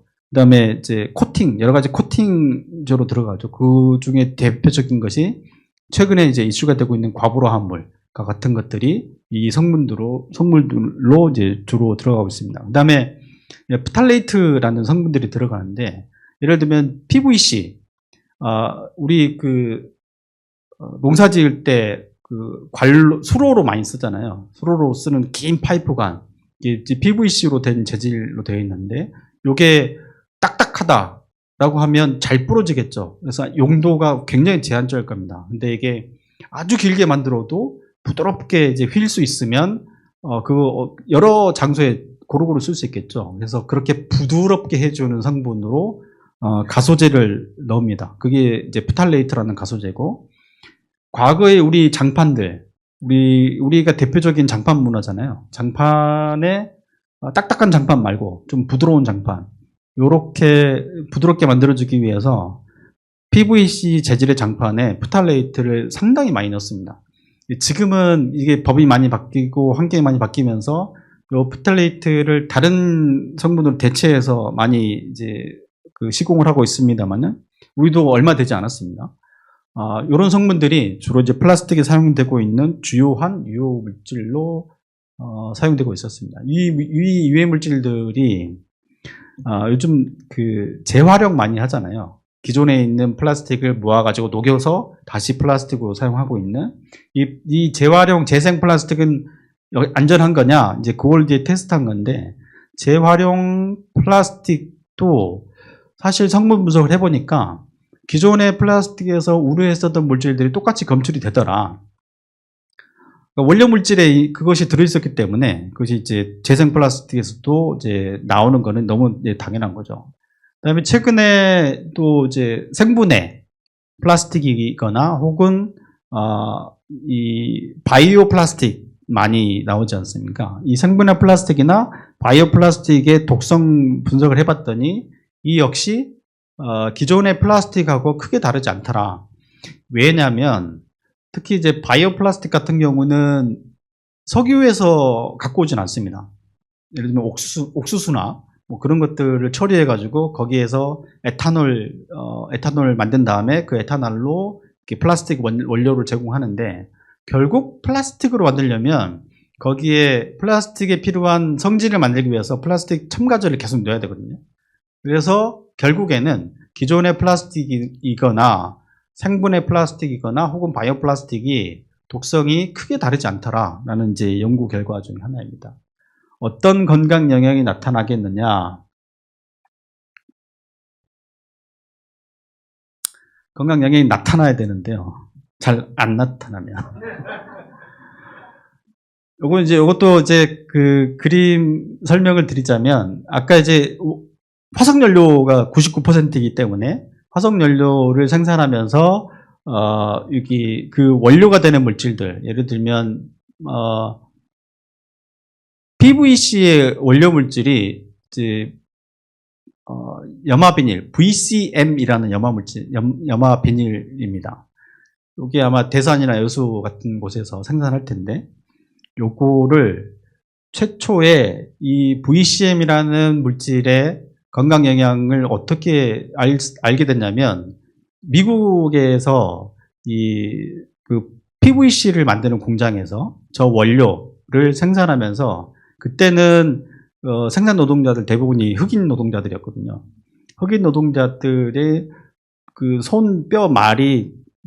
손가락 뼈 끝이 말랑말랑해지는 그런 병들이 주로 많이 발생했었습니다. 그래서 왜 저 물질을 취급한 노동자들한테 저런 병이 나타나지 하고 동물 실험 등등을 해봤더니 더 심각한 거는 암이 발생하는 것으로 확인됐습니다. 그래서 간 혈관 육종이라는 암을 일으키는 원인 물질로 저것이 이제 아직 판명이 됐죠. 실제로 이제 발암물질이기도 합니다. 물론 PVC 제품 안에 그 발암물질이 형태로 남아있지는 않고 그것을 만드는 원료 물질은 이제 그런 특성들을 갖고 있다는 겁니다. 그리고 그 안에 이제 첨가제를 계속 사용하게 되죠. 그러면 중간 단계에 사용하고 있는 우리들한테 그 첨가제로 들어갔던 성분들이 노출이 될 수 있고 폐기가 되면 자연으로 흘러가서 그것들이 다시 우리에게 몸속으로 들어오는 이 구조를 갖게 됩니다. 이 그림은 이제 그 중에 최근에 이제 많이 우려가 되고 있는 환경 호르몬, 플라스틱에 사용되고 있는 상당 부분의 첨가제들이 이 환경 호르몬 특성을 갖고 있습니다. 그러면 아이들한테는 이제 지능 감소나 최근에는 뭐 ADHD와도 연관이 돼 있다라고 보고하고 있고 아이들 비만, 그다음에 성조숙증이나 천식 이런 것들이 연관이 돼 있다라고 보고 있고 성인에게서는 이제 이 호르몬과 관련된 것이기 때문에 호르몬과 관련된 기관들 혹은 호르몬이 영향을 미치는 우리 건강의 상태에 영향을 많이 줍니다. 갑상선 장애나 당뇨 비만, 불임과 같은 것들이 대표적인 이제 건강 영향으로 집계가 되고 있습니다. 요게 이제 그 유럽에 있는 국가 중에 우리나라랑 비슷하게 건강검진을 남성, 우리 군대 가기 전에 하는 건강검진 있잖아요. 그 기록들을 과거부터 쭉 집계해서 본 건데 최근에 이럴수록 천식이나 알러지성 피부염의 빈도가 현격하게 증가합니다. 그 다음에 이건 여성의 유방암. 유럽에 있는 거의 30여 개의 국가들의 과거부터 최근까지 여성 유방암의 비율을 선으로 다 연결한 건데요. 한 국가 예외 없이 우상향으로 증가하는 그런 그래프를 볼 수 있죠. 남성들의 정자의 밀도의 변화, 가장 유명한 이제 연구 중에 하나입니다. 과거에 비해서 최근에 남성들의 정자의 밀도가 절반 이상으로 이제 줄어들었던 그런 이제 보고들도 있고요. 그다음에 고환암도 역시 이제 증가하는 패턴이 유럽 여러 국가들에서 뚜렷하게 발견되고 있습니다. 그다음에 아까 제가 그 플라스틱의 코팅 용도로 많이 사용되고 있다라고 말씀드린 과부라함을 대표적인 건 이제 프라이팬 같은 거로 될 수 있을 것 같습니다. 아마 압력밥솥의 코팅, 까만색 코팅이나 프라이팬의 코팅, 여러 가지, 그다음에 이제 아웃도어 용품들, 방수나 방오 용도로 처리가 되기 때문에 요 물질의 대표적인 물질 중에 하나가 PFOS하고 PFOA라는 성분들이 있는데 요것들이 최근에 발암 물질로 분류가 됐습니다. 여러분들 마트에 가시면 잘 보십시오. 마트에 가 보시면 요즘 이제 프라이팬의 그 아마 라벨에 PFOA 프리 팬이라고 광고 많이 할 겁니다. 이게 뭐랑 유사하게 생각하시면 되냐면 영수증 있잖아요. 영수증이나 우리 그 여름에 많이 사용하는 물병, 환경 호르몬 프리, 그래서 뭐 BPA 프리 많이 보셨죠? 영수증에 많이 안 보신 것 같네요. 영수증의 뒷면에 보면 환경 호르몬이 없는 거라고 해서 BPA 프리라는 영수증 많이 보셨을 겁니다. 그것처럼 이게 또 이제 대표 최근에 이제 마트에 가보시면 프라이팬 자주 가르치잖아요. PFOA 프리 프라이팬 많이 광고할 겁니다. 근데 이 과부라한 물이 그게 이제 코팅해서 잘 음식이 들러붙지 않게 하는 용도로 처리가 된 건데 요거 뒤에서 다시 한번 설명드리겠습니다만 요것도 이제 대표적으로 우리가 이제 우려하고 있는 플라스틱과 관련된 물질입니다. 요것 때문에 플라스틱에 사용되는 유해 물질 때문에 여러 가지 제가 병을 언급했잖아요. 여러 가지 병을 언급을 했고 그러면 이 사회가 이 플라스틱에서 유래한 물질 때문에 얼마나 많은 사회적 비용을 이게 치르게 될까? 요걸 집계한 겁니다. 요 그래프의 이제 미국 기준인데요. 미국 기준에 왼쪽 위에가 64%라고 돼 있는 거. 저게 난연제, 플라스틱 잘 타지 않게 처리하는 난연제가 전체 포션의 한 64% 정도 차지하고, 그다음 위에서 오른쪽에 있는 게 프탈레이트. 아까 제가 장판이나 이런 데 부드럽게 만들어주기 위해서 넣은 가소제라고 했던 27%. 그다음에 그 아래에 있는 게 과부라함물, PFOA하고 PFOS. 이제 코팅팬 같은 것에 처리하는 것. 그다음에 아래 왼쪽에 있는 게 이제 BPA. 영수증에 들어갈 거나 과거에 그 BPA는 우리 CD 플레이어 옛날에 많이 사용했었잖아요. CD 플레이어도 많이 사용했었고, 아주 오래전에 젖병, 이 폴리카보네이라는 형태의 플라스틱에 많이 사용되는데, 이 플라스틱의 특징은 투명하고 굉장히 단단하게 만들 수 있습니다. 고온에 잘 견디고 딱 젖병이 맞죠. 지금은 법으로 이제 사용 못하게는 돼 있지만 아주 오래전 과거에는 젖병에 사용하기 딱 좋은 특성을 갖고 있었던 첨가물 중에 하나입니다. 이런 것들 때문에 240, 10억, 100억, 1000억, 2490억 불 돈으로 얼마나 되는지 모르겠네요. 이 정도의 사회적 비용이 든다라고 집계하고 있고, 그것 이외에도 사회적 비용을 집계한 사례는 굉장히 많습니다. 그래서 플라스틱, 전 세계가 사용하고 있는 플라스틱 때문에 치러야 되는 사회적 비용이 인도의 한 해 GDP를 훨씬 넘기도 하고요. 이게 2019년에 전 세계가 투자한 교육비의 한 60% 정도를 플라스틱으로 초래한 위험 때문에 전 세계 사회가 치렀다고 합니다. 우리나라 사람들은 지금 제가 언급한 플라스틱에 사용되는 화학물질을 얼마나 많이 노출되느냐, 저희가 23년, 24년에 걸쳐서 전국에 있는 시민들과 한 100여 가구의 시민들과 요것을 실험을 한번 해봤습니다. 잘 보이진 않는데 92%가 의미하는 바는 저희가 시민들의 혈액하고 소변을 받아서 플라스틱에서 사용됐었던 화학물질에 얼마나 노출되고 있는지 한 50가지 정도를 테스트를 했는데요. 그 중에 한 90% 넘게는 다 검출이 됐습니다. 그리고 한 사람당 한 32가지의 물질이 확인이 되고요. 평균. 그 다음에 16개의 물질은 모든 사람들한테 다 확인됐습니다. 이 말인즉슨 여기 있는 분들 소변하고 혈액을 딱 받으면 분석하기도 전에 16가지는 반드시 있다는 것을 미리 말씀드릴 수 있다는 건데요. 그것의 대부분은 프탈레이트, 아까 이제 가소제로 사용됐었던 프탈레이트하고 난연제하고 과불화합물, 피포와 피포스 이런 것들은 여러분들 혈액과 소변에서 무조건 검출되고 있는 물질들인 겁니다. 근데 요게 프탈레이트 같은 경우는 미국 일반 시민들이나 혹은 미국의 이제 어린이들에 비해서 저희가 한 2배 정도 지금 높은 수준인 것 같고, 더 문제는 과불화합물입니다. 과불화합물이 최근에 한 5년 전에 이제 유럽에서 나온 보고서랑 비교해 보면 유럽 전체 평균이 이 과불화합물에 대한 이 기준을 넘는 비율이 14% 정도 되는데요. 우리나라 이번에 참여했었던 가족들을 대상으로 혈액에서 분석을 해보면 그 기준을 넘는 비율이 88%입니다.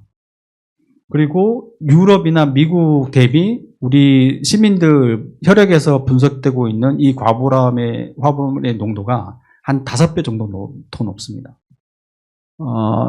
요거는 이제 독일 그래프인데요. 독일에서 이제 시민들 대상으로 쭉 모니터링 했었던 데이터인데 계속 떨어지고 있죠. 근데 우리는 저 데이터의 한 90년대 정도 수준, 90년대에서 2000년 정도 되는 수준의 지금 우리나라 이제 시민들의 혈액 중에 과불화합물 농도가 그렇게 이제 집계가 되고 있습니다. 그래서 작년에 저희가 한 30가구, 한 100명 정도 되는 가족들을 모셔가지고 여름에 캠프를 한번 했습니다. 그래서 이분들에게 이 캠프에 들어오면 저희가 딱 지정해 주신 이제 생활화학 제품, 예를 들면 샴푸나 치약, 저희가 미리 다 분석을 해서 저희가 이제 우려하고 있는 화학물질이 사용되지 않는 거, 그 다음에 저희가 준비해 준 7개의 식사, 저희가 미리 분석을 다 해봤습니다. 그래서 거기서 가장 안전한 이제 식재료들을 선별해가지고 그걸로 만든 식사 7끼를 드시는 조건으로 이 캠프에 참여해서 2박 3일을 아이들하고 같이 이제 보내는 실험을 했습니다. 그래서 준비한 7끼의 식사가 이게 딱 요 정도입니다. 이게 여름이었기 때문에 삼계탕도 들어가 있고, 그다음에 뭐 돼지고기도 들어가 있고, 김밥도 들어가 있고 합니다. 아침에는 간단한 샐러드하고 빵 정도 드리는 등등등의 7개의 식사를 만들었는데, 저희가 분석을 해보니까 이게 이제 프탈레이트의 사례인데요. 아까 말씀드린 가소제 등등등으로 사용됐었던 거. 그게 저희가 아무리 엄격하게 조사를 하고 분석을 해서 선별해가지고 드린다고 하더라도 저 성분 자체를 피할 수가 없습니다. 모든 식재료에 이미 다 오염이 되어 있기 때문에 저 식사 자체를 통해서 저희가 그렇게 정성을 들이고 많은 돈을 들여서 선별해가지고 제공하더라도 저것을 피할 수는 없습니다. 낮출 수는 있는데 피할 수는 없습니다. 그래서 저희가 겨우 낮춘 게 한 15%에서 30% 정도. 그러니까 이 캠프에 들어오기 전에 소변하고 캠프를 마친 후에 소변을 받아서 비교를 해봤더니 저희가 할 수 있는 최선은 15%에서 30% 정도밖에 되지 않습니다. 보통 옛날 템플스테이 같은 걸 하면 한 80%, 70%, 80% 정도 줄 수 있거든요.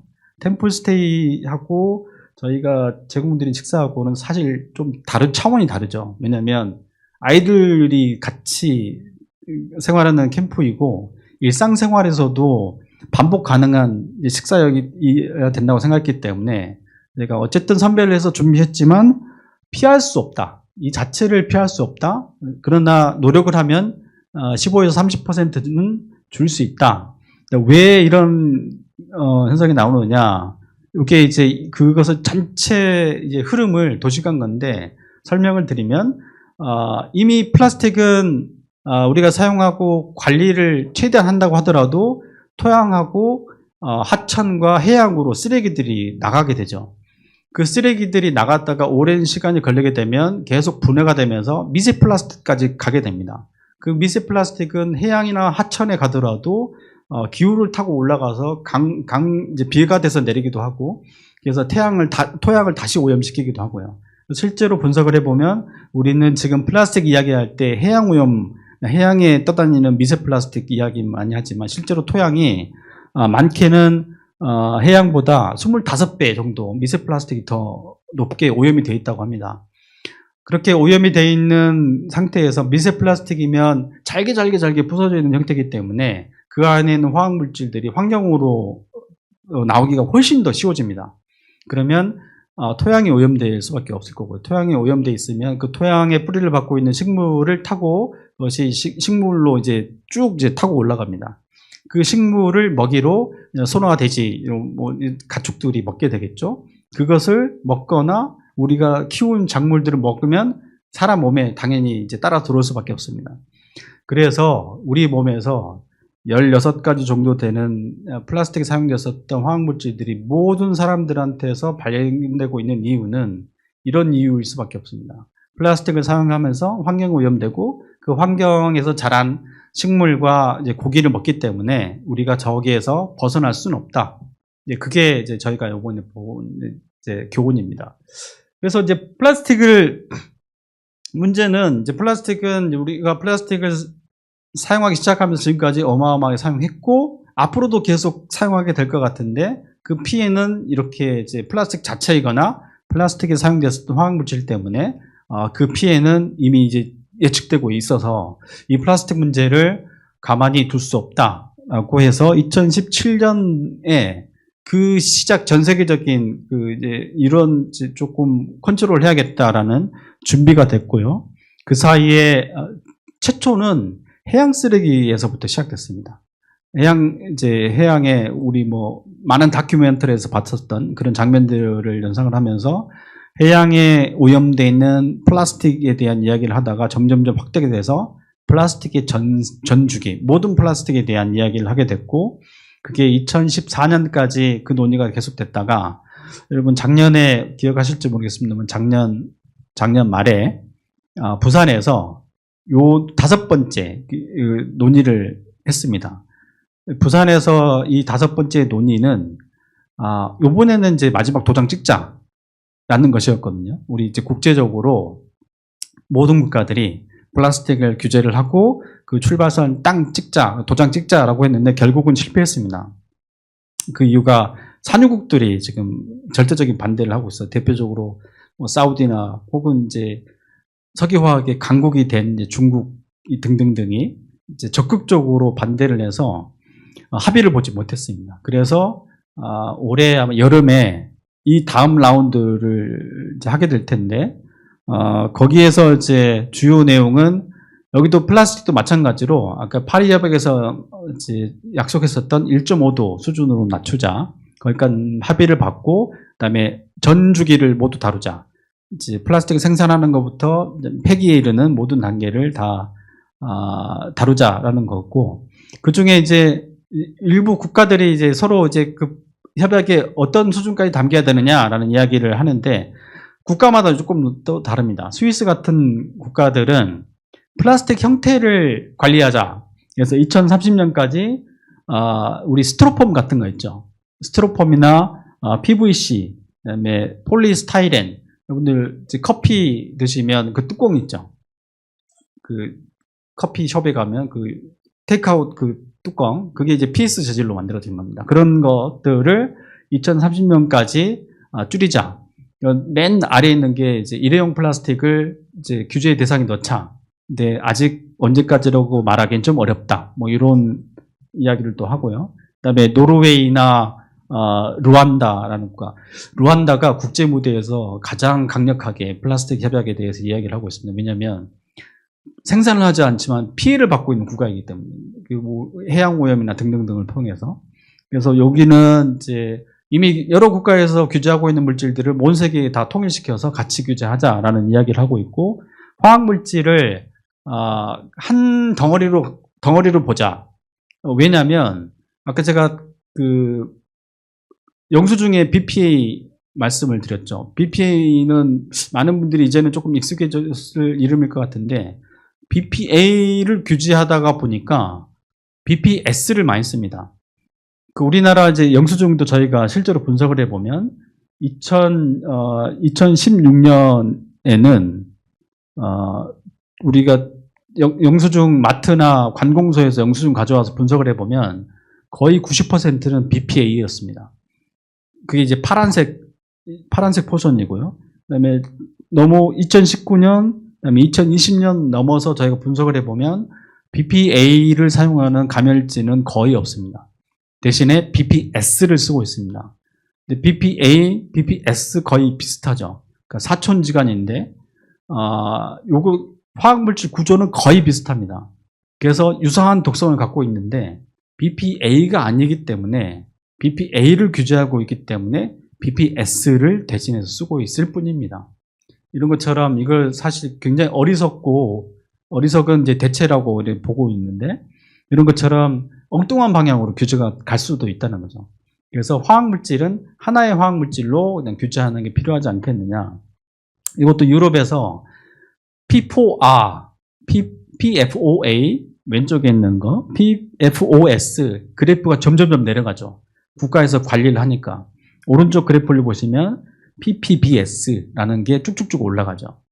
이게 다 하나의 과불화 화합물입니다. 과불화 화합물인데, 그 중에 하나를 규제하니까 다른 규제하지 않는 다른 비슷한 애들을 그냥 사용하는 그런 이제 패턴으로 가고 있다는 거예요. 그래서 이제 마지막인데요. 그래서 플라스틱은 그 자체로 위험하고, 그 안에 들어가 있는 여러 가지 유해 물질들 때문에 더욱 위험한데, 그 생산 속도가 줄지 않고 있어서 환경을 오염시키고 있고, 그 안에 살고 있는 인간의 건강에도 심각한 영향을 미칠 수 있습니다. 그래서 그 규제를 빨리 시작했어야 됨에도 불구하고 그 시기를 놓쳤지만, 다행히 이제 2017년부터 전 세계가 이 플라스틱을 줄이기 위한 합의적인 노력을 이제 시작을 했고, 물론 작년에 그것을 완성하지 못했지만 아직 이제 기회는 남아 있는데, 이 플라스틱에 어떤 내용이 담겨야 되느냐를 마지막으로 정리하면서 마치도록 하겠습니다. 이 그래프는 전 세계가 2022년 기준으로 각 국가별로 플라스틱을 규제하기 위한 노력들을 그나마 많이 했습니다. 그래서 과거 대비 한 60%는 여러 가지 국가별 규제를 만들었는데, 실제로 해양에 버려진 쓰레기 양은 그간 50%가 그냥 늘어나 버렸습니다. 그래서 한 국가별 수준으로는 전체적으로 플라스틱 오염을 막을 수 있는 그 힘이 약하기 때문에 전 세계에 통용될 수 있는 하나의 이제 규제를 만들어야 된다라는 거고, 그 원칙은 플라스틱 오염이 너무 광범위하게 일어나고 있다는 것하고, 그 다음에 이상한 말입니다만은 모두가 공평하게 이거는 모두가 공평하게 노출이 되고 있는 것 같습니다. 돈이 많은 사람, 돈이 적은 사람, 권력을 많이 갖고 있는, 권력을 적게 갖고 있는 사람 구분 없이 평등하게 노출이 되고 있는 것 같습니다. 그런데 그것을 관리하고 있는 수준이 사실 굉장히 차이가 많이 나고 있기 때문에 이것을 효과적으로 관리하기 위해서는 생산 자체를 줄여야 됩니다. 아까 서두에 말씀드린 것처럼 여러 가지 시나리오가 있는데, 여러 가지 국가들이 합의하기에 어느 정도 합리적인 선은 한 40% 정도가 되지 않을까. 생산 자체를 감축해야 되고, 그 사이에는 여전히 이제 플라스틱이 사용되게 되겠죠. 그래서 플라스틱이 사용되고 수 있는 여러 가지 이제 유해성의 논란이 될 수 있는 물질들을 최대한 이제 적극적으로 줄이는 것. 그러려면 아마 이제 플라스틱 디자인 단계부터 아마 그런 것들이 들어가야 될 겁니다. 그래서 그리고 그 유해 물질은 삐져나오지 않게 BPA를 규제하면 BPS가 사용되고, 아마 BPS를 규제하면 BPF라는 물질을 또 사용하게 될지 모릅니다. 그다음에 과불화합물은 10,000개 정도 되고 있는 화학 물질들이 분포해 있습니다. 그 중에 한선수 뺀다고 해서 9,999가지의 과부라 함물이 남아있기 때문에 효과적으로 관리할 수 없죠. 그래서 물질별, 그룹별로, 물질보다는 이제 그룹별로 이제 관리해야 될 필요가 있다. 저게 이제 4차 회의 때 캐나다에 오타와라는 곳에 플라스틱 협약을 위한 국제 이제 모임이 있었고, 그때 전 세계에 있는 국가들 다 모였고, 전 세계에 있는 시민단체들 다 모였습니다. 그래서 기업들이 왼쪽에 있는 것처럼 시내 곳곳을 돌아다니면서 플라스틱의 유용성에 대한 광고를 합니다. 플라스틱이 생명을 구원을 했고, 플라스틱이 두 번째 가운데 있는 게 이제 음식, 포장, 안전하게 음식 위생, 안전하게 많은 사람들에게 안전하게 음식을 공급을 할 수 있었고, 세 번째가 안전한 식수를 공급하는 것. 이런 유용한 플라스틱의 장점을 잊지 않아야 된다라고 하면서 대대적인 광고를 했습니다. 왼쪽에 있는 이 사실이 맞죠? 틀리진 않죠? 근데 의료 폐기물을 포함해서 의료 폐기물의 일회용으로 사용되고 있는 어마어마한 폐기물들이 실제로 전체 플라스틱에서 상당한 양을 10%, 20% 정도 차지하는 걸로 알고 있습니다. 그리고 이제 과거에, 지금은 좀 그것도 많이 바뀌었습니다만은, 과거에 수액백, 이 PVC 재질로 많이 만들어서 그 PVC 안에 아까 제가 말씀드린 프탈레이트 같은 거, 그런 것들이 이제 사용돼서 환자들에게 오히려 이제 환경 호르몬을 투여하는 그런 이제 역설이 되기도 했고요. 중간에 있는 뭐 식품 포장재나 생수통 같은 것들이 폐기가 됐고 잘 관리가 되지 않으면서 오염을 시키면서 미세 플라스틱까지 이어지는 오염의 원인이 되기도 했죠.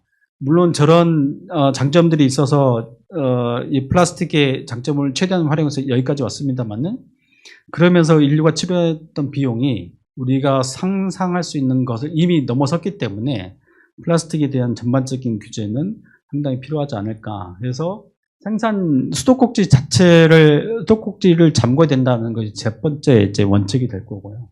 그 다음에 플라스틱에 사용되는 유해물질을 퇴출시키는 것. 이것이 저희가 아까 말씀하신 이제 풀뿌리, 플라스틱 문제를 뿌리 뽑는 이제 국내에 있는 여러 이제 환경단체들이 모임이 있는데, 그 모임들이 국제사회 혹은 우리나라 안에서 주장하고 있는 내용이 핵심입니다.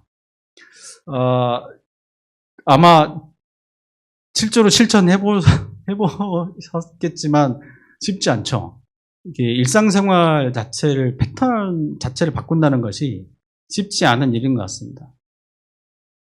전 세계가 움직이는 건 얼마나 더 힘들겠습니까? 한 사람이 이렇게 바꾸는 것도 힘든데, 이 지역 단위 혹은 국가 단위 혹은 전 세계 단위로 뭔가를 액션을 만든다는 것은 쉽지 않은 일인 것은 분명하지만, 우리가 묵도하고 있는 현실이 지금 시기를 다툴 때가 아니기 때문에 과감한 도전이 필요하다는 말씀을 드리면서 제 발표를 마치도록 하겠습니다. 감사합니다. 여기 앉아계세요. 질문 받아야 됩니다. 예, 여기 앉아도 됩니까? 예, 거기 앉으세요. 강단에 안 올라와 봐서 굉장히 쫄아있군요. 나이롱 교인이어가지고 그렇구만요. 가끔 와서 기도도 하고 이렇게 해야 강대상 올라오는 게 두렵지 않은데 그런 것 같습니다. 약간 오해하신 게, 우리가 뭐 배출을 저감하는 리스트를 만들자 이게 아니었잖아요. 현재 하는 습관을 기록해보자라고 했는데, 그 중에 그동안 플라스틱에 가장 관심 많고 가장 열심히 했던 강원주님이 그렇게 해온 거를 이렇게 얘기하면 안 되는 거죠. 다른 사람들은 그거조차도 불편해서 안 한 사람들인데, 강사님이 그래서 원래는 자기 그 소비 패턴을 평상시 쓰던 대로 어떻게 쓰는가를 파악해서 한번 알려보자. 그래야 강사님이 배출 저감 계획을 오늘 제출하는 건데, 그럴 수 없는 게 돼버렸어요.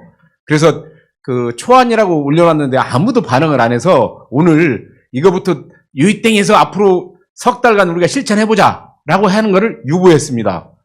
왜냐하면 이걸 실천할 수 있는 내용들로 만들어서 내가 어떻게 할 건지를 몇몇 선수를 뽑아서 선수들이 논의해서 다음 주까지 해서 7월부터 적용하는 걸로 하려고 했습니다.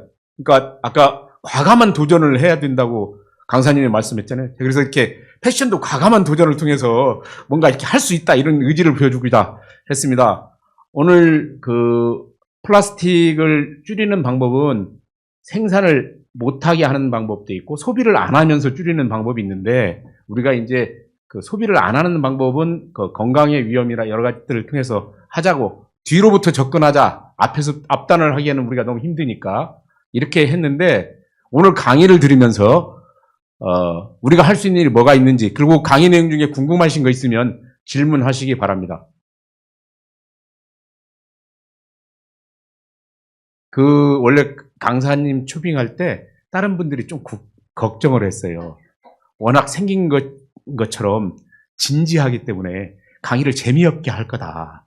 그렇기 때문에 이분이 유머가 별로 없는 분이다. 너무 진지하기 때문에 막판에 가면 사람들이 많이 존다. 근데 내가 봤어요.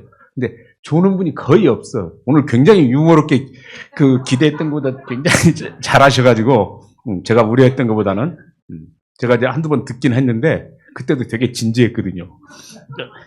그래서 궁금하신 거, 예.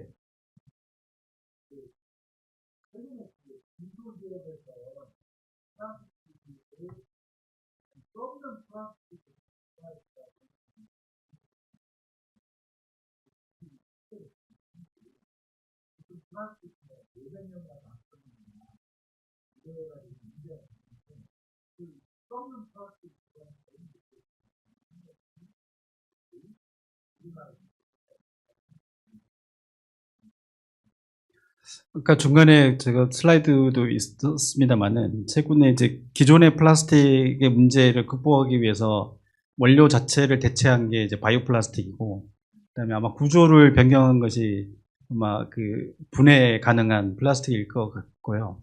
그 분해 가능한 형태는 기술적으로 이미 달성을 했기 때문에 그거는 뭐 실현 이미 이제 제품으로도 많이 나오고 있는데 이제 요지는 그렇게 대체로 나온 바이오 플라스틱이나 혹은 그 분해가 가능한 플라스틱이라는 형태가 우리가 기대한 만큼 유해성이 덜하냐, 예, 이제 그것을 테스트한 이제 문헌이 이제 그거였고요. 일부 제품들은 그것을 달성한 제품들이 있는 것 같고, 그다음에 중간에 어떤 부분들은 기존 제품보다는 이제 절반 정도는 성공한 것 같고, 그다음에 뭐 셀룰로스 등등으로 만든 제품들은 기존하고 큰 차이가 없다. 그래서 아직도 더 이제 기술적으로 안전성을 보장해야 되는 그런 디자인적인 요소들은 더 남아 있는 것 같습니다. 그것들이 지금 우리의 우려를 완전히 극복할 만큼 이런 대체적인 특성들을 다 달성한 것 같지는 않다. 그게 요지인 것 같습니다. 예.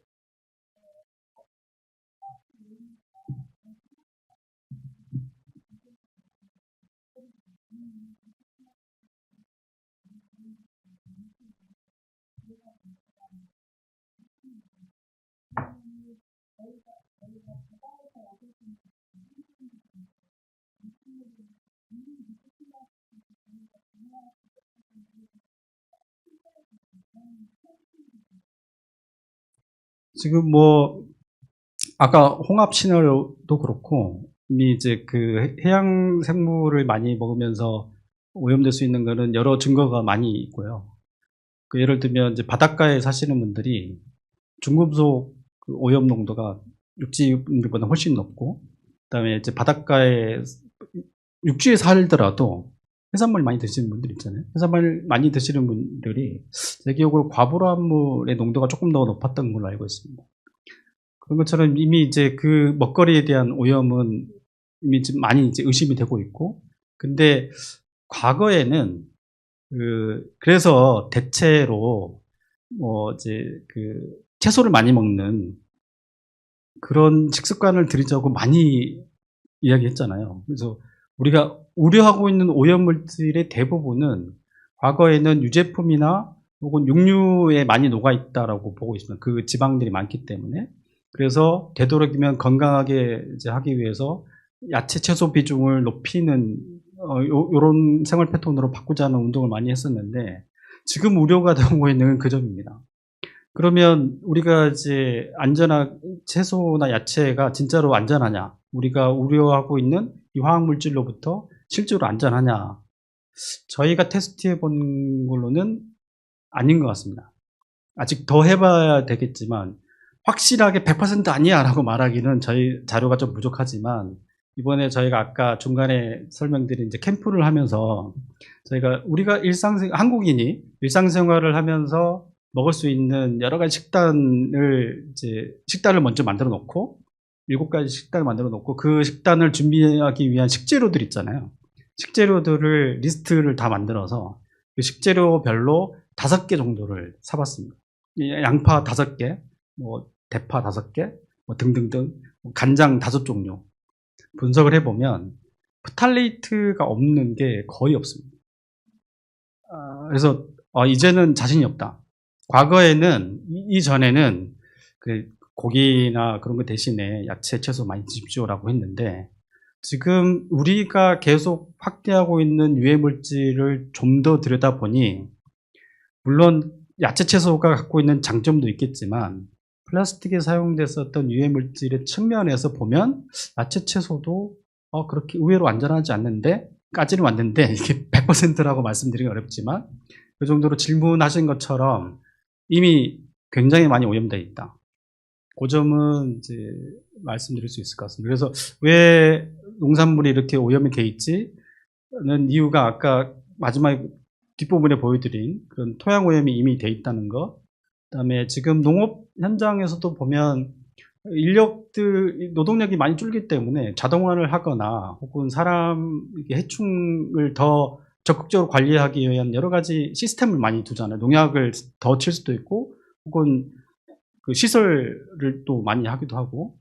그러면 이제 농약에 어떤 성분이 들어가 있을까? 농약에도 이제 프탈레이트 성분이 일부 들어가기도 하거든요.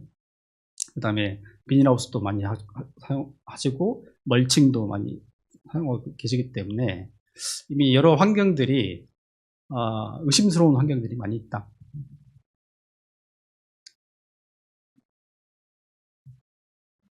자, 더 질문 없지요?